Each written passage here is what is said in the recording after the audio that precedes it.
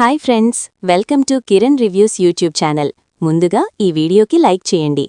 ఆఖరి నిమిషంలో అవార్డు గెలుచుకుని ఊర్వశికి ఊహించని షాక్ ఇచ్చిన ఆనంది. ఈ వీడియో గనక నచ్చినట్లయితే తప్పకుండా ఒక లైక్ చేయండి. ఆదిత్య, ఆనంది ఇద్దరూ కూడా డిజైన్స్ విషయంలో మాట్లాడుకుంటూ ఉంటారు. వాళ్ళిద్దరూ అంత క్లోజ్గా ఉండడం చూసిన ఊర్వశి అయితే వాళ్లవైపు కోపంగా చూస్తూ ఉంటుంది. లాభం లేదు, మిమ్మల్నెలాగైనా దూరం చెయ్యాలి అంటూ తన మనసులో ఊర్వశి అయితే అనుకుంటూ ఉంటుంది. ఇంతలో మరొకవైపు సునంద అయితే ఆదిత్యతో మాట్లాడుతూ ఉంటుంది. నువ్వు ఊర్వశి గురించి ఏమనుకుంటున్నావ్? తన గురించి నీ అభిప్రాయం ఏంటి అంటూ అనంగానే ఆదిత్య అయితే ఇప్పుడు నాకు వర్కుంది మమ్మీ, తర్వాత మాట్లాడుకుందాము అంటూ వెళ్ళిపోతాడు. అప్పుడే ఇంతలో శశికాంత్ అయితే సునంద దగ్గరికి వచ్చి, సునందా, నీ ప్రవర్తన చూస్తూ ఉంటే నాకేమీ నచ్చడం లేదు. ఆఫీస్లో ఉన్న అమ్మాయి గురించి నువ్వు ఆదిత్యాని అడిగి తెలుసుకోవడమేంటి? అసలు ఆఫీస్లో ఎంతోమంది వర్క్ చేస్తున్నారు కదా, వాళ్ల గురించి నువ్వు పట్టించుకోవు కాని ఈ అమ్మాయి గురించి ప్రత్యేకంగా పట్టించుకుంటున్నావు అంటే ఖచ్చితంగా ఏదో కారణం ఉండే ఉంటుంది. అంటే ఆదిత్యకి అమ్మాయికి పెళ్లి చెయ్యాలని చూస్తున్నావా? నువ్వు అలా గనక నిర్ణయించుకుంటే వెంటనే నేనీ నిర్ణయాన్ని వెనక్కి తీసుకో, అందుకు నేను మాత్రం ఒప్పుకోను అంటూ ఇక కోపంగా వెళ్ళిపోతాడు శశికాంత్ అయితే. ఇంతలో ఇక చైతన్య అయితే జీవనికి వార్నింగ్ ఇస్తూ ఉంటాడు. ఆఫీస్లో నువ్వు ఊర్వశి తరపున మాట్లాడుతూ కచ్చిపోతే ఊరుకునేదే లేదు. ఎప్పటికీ అన్నయ్య వదినే దగ్గరయ్యేది. ఎవరినో తీసుకువచ్చి మమ్మీ నువ్వు కలిపి ప్లాన్ చేసి అన్నయ్యకి దగ్గర చెయ్యాలని చూస్తే మాత్రం నేను సహించేదే లేదు. ఇప్పుడే చెప్తున్నాను విను. తొందరలోనే వదిన ఏ తప్పు చేయలేదు అని నేను నిరూపిస్తాను. ఇప్పటివరకు తొందరలోనే వదిన ఏ తప్పు చేయలేదని నిరూపించుకుని ఈ ఇంట్లో అడుగుపెడుతుందని నేననుకున్నాను. కాని మీ ఇద్దరినీ చూస్తూ ఉంటే ఖచ్చితంగా వదినకి అన్యాయం చేస్తారని అనిపిస్తుంది. అలా జరగనివ్వను. నేను అన్ని సాక్ష్యాలతో సహా నిజనిజాలు బయటపెడతాను. అప్పుడు ఎవరు తప్పో తెలిసిపోతుంది కదా. ఎవరు ఇంట్లో ఉండాలో, ఎవరు బయటికి వెళ్ళిపోవాలో అప్పుడే అర్థమవుతుంది. అంతవరకు వేడ్చే జీవన అంటూ కోపంగా వెళ్ళిపోతాడు చైతన్య. ఇదేందిరా బాబూ, ఇలా మాట్లాడుతున్నాడు? ఇప్పుడు గనక వీడు రంగంలోకి దిజిపే ఖచ్చితంగా అన్ని నిజాలు బయటికి లాగుతాడు. ఇప్పుడు ఇదంతా జరగడానికి కారణం నేనే అని తెలిసిందో ఇక నేను చచ్చినట్టే. వీడు ఎట్టి పరిస్థితిలో బ్రతకనిపోడు. ఇప్పటికే వాళ్ళన్నయ్యకి యాక్సిడెంట్ అవడానికి కారణం నేనే అని ప్రతి విషయంలో నన్ను వేధిస్తూనే ఉన్నాడు. ఇప్పుడు కనుక వాళ్ళ అన్నా వదినా విడిపోవడానికి కారణం నేనే అని బయటికి వస్తే మాత్రం ఎట్టి పరిస్థితిలో క్షమించడు అంటూ ఇక జీవన అయితే ఆలోచిస్తూ ఉంటుంది. అప్పుడే ఇందుమతి అయితే ఫోన్ చేస్తుంది. ఏంటే, ఏం చేస్తున్నావు అంటూ అనంగానే, ఏం చేస్తాను, నాకున్నాడు కదా నన్ను చంపుకు తినడానికి. ఎవరైనా భార్యకు సపోర్టుగా ఉంటారు. వీడేమో ఎంతసేపు అన్నా వదినా అంటూ వాళ్ల చుట్టే తిరుగుతూ ఉంటాడు, నన్ను సతాయిస్తూ ఉంటాడు అంటూ జీవన అంటూ ఉండంగా, ఇప్పుడేమైందని అంత నిష్ఠూరంగా మాట్లాడుతున్నావు అంటూ అడుగుతూ ఉంటుంది ఇందుమతి అయితే. మరింకేం చేయమంటావు పెద్దమ్మా? నేను పక్కనే ఉన్నా నన్ను పట్టించుకోడు. అన్నా వదినా విడిపోవడానికి కారణం ఎవరో ఖచ్చితంగా తెలుసుకుంటాను, అన్ని నిజాలు బయటపెడతాను, దానికి కారణమైన వాళ్లని ఎట్టి పరిస్థితిలో వదిలిపెట్టను అంటూ కంకరం కట్టుకు తిరుగుతున్నాడే తప్ప కనీసం నా గురించి కూడా ఆలోచించడు. వీడి సంగతి తెలిసిందే కదా. నిజాన్ని బయటపెడతాను అని డిసైడ్ అయ్యాడు అంటే ఖచ్చితంగా అన్ని నిజాలు బయటికి లాగే తీరుతాడు. నాక్కూడా అదే భయమేస్తుంది పెద్దమ్మ. ఏం చెయ్యాలో అర్థం కావడం లేదు. నిజాలు కనుక బయటికి వస్తే నిన్ను నన్ను ఎట్టి పరిస్థితిలో కూడా క్షమించరు. అటువైపు నీకు, ఇటువైపు నాకు. ఇక మధ్యలో మనిద్దర్నీ కూడా మారుమోగిస్తారు అంటూ జీవన అయితే అంటూ ఉండంగా, అంతవరకు వచ్చే ప్రసక్తే లేదే. ఎందుకంటే వాళ్ళిద్దరూ విడిపోవడానికి కారణం మనమే అని ఎవ్వరికీ కూడా తెలిసే అవకాశమే లేదు. ఎలాంటి సాక్ష్యాలు కూడా లేవు. అలాంటప్పుడు నువ్వు భయపడవలసిన అవసరం లేదు అంటూ ఇందుమతి అయితే చెప్తూ ఉంటుంది. నువ్విలాగే అంటున్నావు. మొన్న గుడిలో చూశావు కదా, ఎవరికీ తెలియకుండా అన్నీ చేశాను. కాని ఒక మీడియా వాడి దగ్గర పొరపాటు జరిగింది. వాడు కనుక మళ్ళీ ఎవరి దగ్గరైనా నోరు విప్పాడు అంటే ఖచ్చితంగా అసలు విషయాలన్నీ బయటపడిపోతాయి. నా భయం కూడా అదే. చైతన్య రంగంలో దిగాడని నేను భయపడుతున్నాను అంటూ ఇక జీవనైతే చెప్తూ ఉంటుంది. సర్లేవే, నువ్వు ఇంత కంగారు పడుతున్నావు కాబట్టి ఏదో ఒకటి ప్లాన్ చేద్దాంలే. అవసరమైతే ఆ మీడియావాణ్ణి ఊలోనే లేకుండా చేద్దాము, నువ్వు కంగారుపడకు అంటూ చెప్పి ఇందుమతి అయితే ఫోన్ పెట్టేస్తుంది. మరొకవైపు ఆనంది అయితే ఆలోచిస్తూ ఉంటుంది. కాంపిటీషన్కి ఎలాగైనా మంచి మంచి డిజైన్స్ ఇంకా సెలెక్ట్ చేయాలి. ఈ కాంపిటీషన్లో ఈ కంపెనీయే ఫస్ట్ ప్రైజ్ రావాలి అంటూ ఆలోచిస్తూ ఉంటుంది. ఇక ఆదిత్య కూడా అలాగే డిజైన్స్ గురించి ఆలోచిస్తూ ఉంటాడు. ఇంతలో డిజైన్ విషయంగానే ఆదిత్య అయితే ఆనందికి ఫోన్ చేయడంతో ఆనంది అయితే చాలా సంతోషపడుతూ, చెప్పండి ఆదిత్యగారు అంటూ అడుగుతూ ఉంటుంది. ఏమీ లేదు, డిజైన్స్ విషయంలో కొంచెం డౌట్స్ ఉన్నాయి. ఇద్దరు కూడా ఒకసారి మాట్లాడుకుంటే అవన్నీ కూడా సరిచేసుకోవచ్చు కదా అంటూ అనంగానే, సరే ఆదిత్యగారు, చెప్పండి అంటూ ఆనంది అయితే చెప్తూ ఉంటుంది. ఆ విధంగా వాళ్ళిద్దరూ మాట్లాడుకుంటూ ఉంటారు. ఇంతలో అప్పుడే సునంద అయితే అటుగా వెళ్తూ ఆదిత్య ఆనందితో మాట్లాడడం ఇవన్నీ కూడా వింటూ ఉంటుంది. లేదో తొందరలోనే ఊర్వశిని ఇంటికోడలుగా తీసుకురావలసిందే. ఆదిత్యాన్ని చూస్తూ ఉంటే ఒక్కొక్కసారి ఊర్వశికి దగ్గరైనట్టే అనిపిస్తున్నాడు, ఇంకొకసారి ఆనందిని మాత్రం దూరం చేసుకోలేను అన్నట్టు అనిపిస్తున్నాడు. ఇలా జరగడానికి వీలులేదు. అయినా ఆనంది మామూలిది కాదు. ఖచ్చితంగా ఆదిత్యాన్ని దూరం చేసుకోకుండా ఉండడానికి ఏదైనా చేస్తుంది. నేను ముందే తొందరపడాలి. ఆనందికి ఇంటికోడలుగా ఉండే అర్హతే లేదు అంటూ సునంద అయితే ఆలోచిస్తూ ఉంటుంది.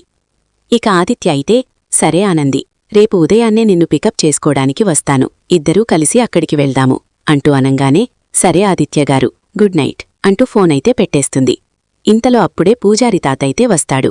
అమ్మా కుట్టి, ఏంటమ్మా, నీ భర్తతో మాట్లాడుతున్నావా అంటూ అనంగానే, అవును పూజారి తాత, రేపు డిజైన్స్ కాంపిటీషన్ ఉంది కదా, అక్కడికి వెళ్తున్నాము. మా కంపెనీయే ఫస్ట్ ప్రైజ్ రావాలి అని అనుకుంటున్నాము అంటూ అనంగానే, ఖచ్చితంగానమ్మా, నువ్వు ఇంతగా కష్టపడి అన్నీ ఆలోచిస్తూ చేస్తున్నప్పుడు నీకెందుకు ఫస్ట్ ప్రైజ్ రాదు చెప్పు. అయినా మా కుట్టి అన్నిటిలో చాలా తెలివైంది. కాని ఒక్క మాట చెప్తున్నాను విను. నువ్వు ఈ విషయాల్లో పడి నువ్వు ఏ తప్పు చెయ్యలేదని నిరూపించుకుంటాను అన్న మాట మాత్రం మర్చిపోతున్నావు. నువ్వు అదిగనక వెనక్కి పెడితే మీ అత్తగారు ఖచ్చితంగా నీ భర్తకు మళ్లీ పెళ్లి చెయ్యడానికి సిద్ధపడుతుంది. నాకలా అనిపిస్తుంది. పెద్దవాడిగా చెప్తున్నాను. తొందరగా నువ్వు ఈ విషయంలో ఏదోటి ముగింపు తీసుకురాకపోతే నీ జీవితమే అతలాకుతలమైపోతుందమ్మా. నా మనస్సుకి అలా అనిపిస్తుంది. అందుకే చెప్తున్నాను, నువ్వు ఏ విషయాల్లో పడి నీ జీవితాన్ని మర్చిపోతున్నావో నీ జీవితం గురించి ఒక్కసారి ఆలోచించు. నీ తల్లికి గండం ఉందని నీ తల్లి తండ్రి దగ్గర విషయాన్ని దాచిపెట్టి ఇన్ని సంవత్సరాలుగా అలాగే జరుపుకుంటూ వచ్చావు. ఇప్పుడు నీ భర్త విషయంలో కూడా నువ్విలాగే నిర్లక్ష్యంగా ఉంటే నీ జీవితమే చేయిజారిపోతుంది. ఆ శివయ్య మాటగా చెప్తున్నాను. తొందరగా ఏదో ఒకటి నిర్ణయించుకో. నీ భర్త ఎప్పటికీ నీకే సొంతం. ఎవరి జీవితంలోకైనా నీ భర్త వెళ్లే పరిస్థితి వస్తే నీ జీవితం మాత్రం నీ చేతులారా నువ్వే నాశనం చేసుకున్నదానివవుతావు. ఆలోచించమ్మా అంటూ ఇక పూజారి అయితే చెప్పి వెళ్ళిపోగానే అప్పుడే ఆనంది అయితే ఆలోచిస్తుంది. ఇది నిజమే కదా, అత్తయ్యగారు ప్రవర్తన చూస్తూ ఉంటే ఎందుకు అనుమానంగా ఉంది? అంతేకాదు, ఆ ఊర్వశిని చూస్తున్నా అలాగే అనిపిస్తుంది. ఆ ఊర్వశిని ఖచ్చితంగా అత్తయ్యగారే ఇక్కడికి తీసుకువచ్చి ఉంటారు. నేననుమానించినట్లే ఊర్వశిని ఆదిత్యగారిని ఒకటి చెయ్యాలని అత్తయ్యగారు ప్లాన్ చేసి ఉంటారు. పూజారి తాత చెప్పినట్టే నేను తొందరలోనే ఈ విషయం గురించి అందరికీ కూడా నిజనిజాలు తెలిసేలా చెయ్యాలి. అలాగే సూర్యబాబుని కూడా విడిపించాలి. నాన్న ఎప్పటికీ మళ్లీ పోలీస్ స్టేషన్కి వెళ్లే ప్రసక్తే రాకూడదు. నాన్న నిర్దోషి అని నిరూపించాలి. నా జీవితాన్ని కూడా నిలబెట్టుకోవాలి. ఆదిత్యగారిని నేను దూరం చేసుకోలేను అంటూ ఆనంది అయితే అనుకుంటూ ఉంటుంది.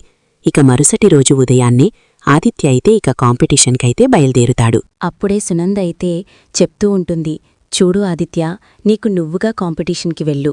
ఎవరి గురించో వెళ్ళి వాళ్ళని నువ్వు తీసుకువెళ్లవలసిన అవసరం లేదు. వాళ్లంతటా వాళ్లు వస్తారు అంటూ ఇక సునంద అయితే చెప్పంగానే, అదేంటి మమ్మీ, ఇద్దరూ కలిసే కదా కాంపిటీషన్కి మన కంపెనీ తరపున వెళ్లేది, అప్పుడు ఇద్దరూ కలిసే కదా వెళ్ళాలి అంటూ చెప్తూ ఉంటాడు ఆదిత్య అయితే. చూడు, అదంతా అవసరం. నువ్వు ఎవరి దగ్గరకో వెళ్ళి నువ్వు తనని తీసుకువెళ్లడం నాకిష్టం లేదు. నా మాట నువ్వు గురితప్పవు కాబట్టి ఖచ్చితంగా వెళ్ళవు అనుకుంటున్నాను. తర్వాత నీ ఇష్టం, ఎవరి ఎక్కువో దీంతో అర్థమైపోతుంది కదా అంటూ అనంగానే అప్పుడే ఆదిత్య అయితే ఇక మౌనంగా వెళ్ళిపోతాడు.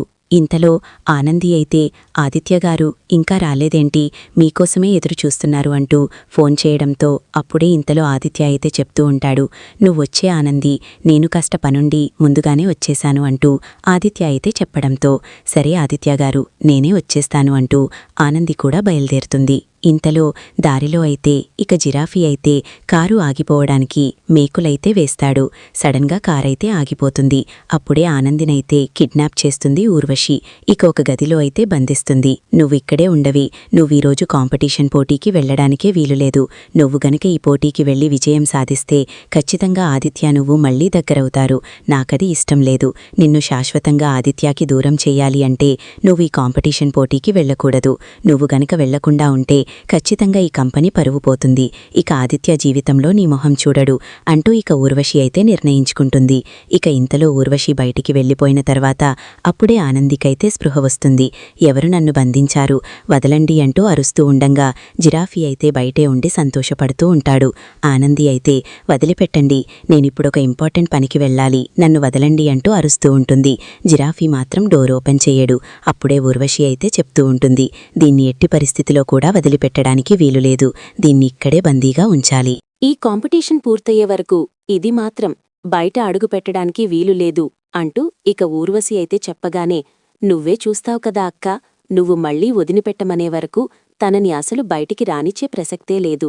నువ్వు ప్రశాంతంగా వెళ్ళు, నీకోసం బావ ఎదురుచూస్తూ ఉంటాడక్కా, నువ్వు గుడ్ న్యూస్తో తిరిగి రావాలి అంటూ జిరాఫీ అయితే చెప్తూ ఉంటాడు. అప్పుడే ఇక అక్కడినుంచి ఊర్వశి అయితే తన దగ్గర ఉన్న డిజైన్స్ తీసుకుని వెళ్ళిపోతుంది. ఇంతలో ఆనంది కోసమైతే ఆదిత్య ఎదురుచూస్తూ ఉంటాడు. ఆనంది అయితే ఎప్పటికీ రాకపోయేసరికి చాలా కంగారు పడుతూ ఉంటాడు. ఫోన్ చేసినా ఫోన్ పనిచేయకపోవడంతో, ఇదేంటి ఆనంది ఇలా చేసింది, తనని వెళ్ళి రిసీవ్ చేసుకోలేదని ఇలా చేసిందా, లేకపోతే ఏదైనా జరిగిందా అంటూ ఆదిత్య అయితే ఆలోచిస్తూ ఉంటాడు. ఇంతలో ఇక కాంపిటీషన్ పోటీకైతే టైం అవుతుంది. కంపెనీలన్నిటినీ కూడా వరుసగా పేర్లు పెట్టి అయితే పిలుస్తూ ఉంటారు. ఇంతలో అప్పుడే కేడీ గవర్నమెంట్ కంపెనీకైతే అవకాశం వస్తుంది. ఇక ఆదిత్య అయితే కంగారు పడుతూ ఉంటాడు. డిజైన్స్ కూడా ఆనంది దగ్గరే ఉన్నాయి, ఇప్పుడు నేనేం చెయ్యాలి అంటూ ఆలోచిస్తూ ఉండగా అప్పుడే ఊర్వశి అయితే వస్తుంది. బాస్, ఏంటి బాస్ అంత కంగారు పడుతున్నారు అంటూ అనగానే, ఆనంది మేడం ఇంకా రాలేదు కదా, తన కోసమే ఎదురు చూస్తున్నాను అంటూ ఆదిత్య అయితే చెప్తూ ఉంటాడు. ఆనంది రాకపోతే ఏమైంది, నేనున్నాను కదా, ఈ పోటీలో మన కంపెనీని గెలిపించే బాధ్యత నాది అంటూ ఇక ఊర్వశి అయితే పైకైతే వెళ్తుంది. అప్పుడే తన దగ్గర ఉన్న డిజైన్స్ అయితే చూపిస్తుంది. ఇక డిజైన్స్కైతే ఎక్స్ప్లెనేషన్ ఇమ్మనంగానే అప్పుడే ఊర్వశికైతే ఏమీ అర్థం కాదు. గోరుదేవుడో, వీటికి మళ్ళీ అన్నీ వివరనివ్వాలా, అదేమో నాకు తెలియదే, డిజైన్స్ అంటే ఏదో తెలిసిన వాళ్ల చేత బబ్బులిచ్చి వేయించుకొచ్చాను, ఇది ఏ విధంగా అందరికీ కూడా అర్థమయ్యేలా చెప్పాలో ఆ విషయం తెలియదు కదా, ఆ విషయం తెలుసుంటే ఖచ్చితంగా ఇది కూడా అడిగి తెలుసుకుని వచ్చిండేదాన్ని, ఇప్పుడు ఏం చెయ్యాలి, మన కంపెనీ పరువు నేను నిలబెడతాను అంటూ పైకి వచ్చాను.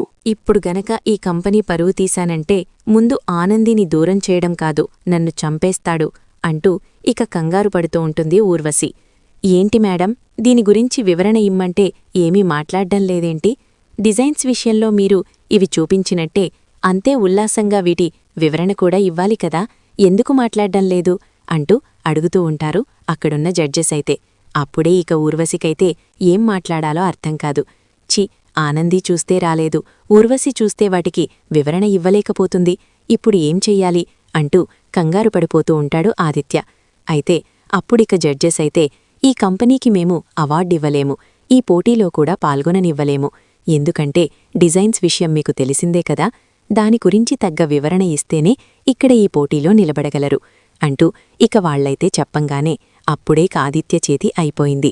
ఇన్ని రోజులు పడిన కష్టమంతా బూడిదిలో పోసిన పన్నీరు అయిపోయింది, ఇదంతా ఆనందీ కారణంగానే అంటూ అనుకుంటూ ఉంటాడు. అప్పుడే ఇంతలో ఆనంది అయితే ఎంట్రీ ఇస్తుంది. ఇక ఆనంది అయితే నేను వివరణ ఇస్తాను అంటూ తన దగ్గరున్న డిజైన్స్ అయితే చూపించి వాటి గురించి ఎంతో చక్కగా వివరణైతే ఇస్తుంది. ఇక అప్పుడే జడ్జెస్ అయితే, సరే, ఏ కంపెనీ ఎంత బాగా వివరణ ఇచ్చారో అన్నీ కూడా మేము నిర్ణయించుకొని చెప్తాము అంటూ చెప్పంగానే ఇంతలో ఇంక ఆనంది అయితే కిందకు వస్తుంది. ఆనంది తలకి కట్టు ఉండడం, తను నీరసంగా ఉండడం ఇవన్నీ చూసిన ఆదిత్య అయితే, ఏంటి, ఏమైంది ఆనంది, నీ తలకి ఆ కట్టేంటి, ఈ గాయం ఎలా జరిగింది అంటూ అడుగుతూ ఉండంగా, నేను వచ్చేటప్పుడే నన్ను కావాలని ఎవరో రోడ్డు మధ్యలో టైర్ ప్యాచర్ అయ్యేలా చేసి నన్ను బంధించారు, నేను అక్కడినుంచి నా శివయ్య దయవల్ల తప్పించుకున్నాను, కాని అక్కడ బంధించినవాడు నా తలపైన కొట్టి నేను కింద పడిపోయేలా చేశాడు, అప్పుడు అర్థమైంది వాడు ఎవరు అంటూ ఇక ఆనంది అనంగానే ఆ మాటకి ఊర్వశి అయితే ఒక్కసారిగా షాక్ అయిపోతుంది. ఎవరానంది, వాళ్లెవరు అంటూ ఆదిత్య అయితే అడుగుతూ ఉంటాడు. ఇంతలో కేడీ కంపెనీకి అవార్డొచ్చిందని ఇక ప్రకటించడంతో ఎంతో సంతోషపడిపోతూ ఉంటాడు ఆదిత్య అయితే. ఆనంది కూడా చాలా సంతోషపడుతూ ఉంటుంది. ఇద్దరూ కూడా స్టేజ్ పైకి రావాల్సిందిగా కోరుచున్నాము అంటూ అనంగానే అప్పుడే ఆదిత్య, ఆనంది ఇద్దరూ కూడా స్టేజ్ పైకైతే వెళ్తారు. ఇక కేడెం కంపెనీ తరపున ఇద్దరికీ కూడా అవార్డైతే ఇస్తారు. అవార్డు రావడంతో ఆదిత్య అయితే చాలా సంతోషపడుతూ, ఇప్పటివరకు నేను ఎంతో టెన్షన్ పడ్డాను. ఆనంది చివరి క్షణంలో ఇలా చేసిందేంటని నేను ఎంతగానో సతమతమైపోయాను. కాని ఆఖరి నిమిషంలో నీ కారణంగా మన కంపెనీ పరువు నిలబడ్డడమే కాదు, ఈ అవార్డు కూడా గెలుచుకోగలిగాము. ఇక మన కంపెనీకి తిరిగే లేదు అంటూ ఆదిత్య అయితే ఎంతో సంతోషపడుతూ ఉంటాడు. అప్పుడేకి కిందకి వచ్చిన తర్వాత ఆదిత్య చేతి అడుగుతూ ఉంటాడు. ఇదంతా జరగడానికి కారణమెవరు? నిన్ను కిడ్నాప్ చేసిందెవరు? ఒక్కసారి వాళ్ళెవరో తెలిస్తే చెప్పు, ఊరుకునే ప్రసక్తి లేదు అంటూ ఆదిత్య అంటూ ఉండగానే, వామ్మో ఇదేమో తెలుసు అంటుంది. ఇప్పుడు గనక నా పేరు బయటపెట్టి ఇక నా బ్రతుకు అయిపోయినట్టే.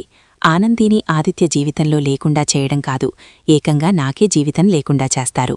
ఇప్పుడిది ఏం చెప్తుందో ఏంటో అంటూ కంగారు పడిపోతూ ఉంటుంది ఊర్వశి. వాళ్ళెవరో మీకు తొందరలోనే చెప్తాను ఆదిత్యగారు, ముందు పదండి, నాకు కాస్త పని ఉంది అంటూ అనంగానే అప్పుడే ఆదిత్య అయితే వెళ్తూ ఉంటాడు. ఇంతలో ఇక ఊర్వశీనైతే ఆగమని చెప్తుంది ఆనంది. ఇక ఆదిత్య వెళ్లిన తర్వాత ఊర్వశి చంపైతే పగలుగొడుతుంది ఆనంది. ఏంటి, నేనీ ప్రోగ్రాంకి రాకూడదని ఇదంతా చేసింది నువ్వే అని నీ జిరాఫీ చెప్పాడు. ఈ విషయం రికార్డింగ్ కూడా చేశాను. ఇంక మీదట నువ్వుగాని తోకజాడించాలని చూస్తే ఈ రికార్డింగ్ మొత్తం పోలీసులకిచ్చి నిన్ను అరెస్ట్ చేయిస్తాను అంటూ ఆనంది అయితే ఊర్వశికి షాకిస్తుంది. ఈ వీడియో గనక నచ్చినట్లయితే తప్పకుండా ఒక లైక్ చేయండి. మీరిచ్చే ఒక చిన్న లైక్ మా ఛానల్కి ఎంతో సపోర్ట్ని ఇస్తుంది.